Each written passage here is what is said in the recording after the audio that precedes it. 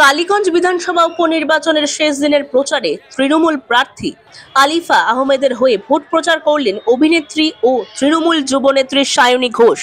তিনি জনগণের কাছে ভোট প্রার্থনা করেন এবং বলেন, যার প্রতি মানুষের প্রত্যাশা থাকে তার কাছেই মানুষ দাবি তোলে। এটা বিক্ষোভ নয়, অভিমান।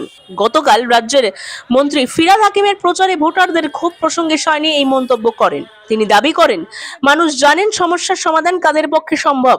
অন্যদিকে বিজেপি নেতারা ভোট প্রচার করে বলেন, বাংলায় ক্ষমতায় এলে লক্ষ্মী ভান্ডার প্রকল্পে ৩,০০০ টাকা করে দেবেন। জবাবে সায়নী বলেন, যেসব রাজ্যে বিজেপি ক্ষমতায় সেখানে আগে ২,০০০ টাকা চালু করে দেখা। তিনি আরো জানান, মমতা বন্দ্যোপাধ্যায় যা বলেন তা করেন, লক্ষ্মী ভান্ডার তার উদাহরণ।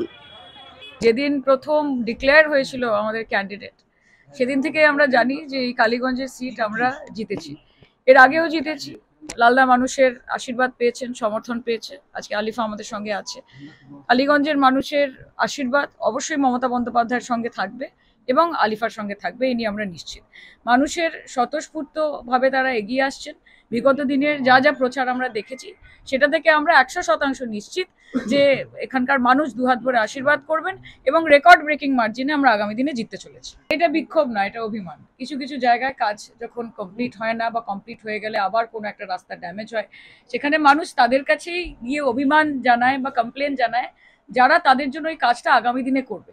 কেউ বিজেপিকে গিয়ে বলছে না যে কাজ হয়নি বা এই রাস্তাটা দিদি ঠিক করে দিন। কেউ কংগ্রেসকে গিয়ে বলছে না, কেউ সিপিএমকে গিয়ে বলছে না। তার কারণ আগামী দিনে এখানকার মানুষ জানে, পশ্চিমবঙ্গের মানুষ জানে যে উন্নয়ন যদি কারোর হাত ধরে আসে তার নাম মমতা বন্দ্যোপাধ্যায়। কাজে প্রত্যাশা যার কাছে, তার কাছেই অভিমান, তাকেই বলা যে দিদি রাস্তাটা ঠিক করে দিন, এবং সেটাই তারা করেছে। কালকে ববিদাকেও তারা সেটা বলেছে, কাজ অবশ্যই হবে।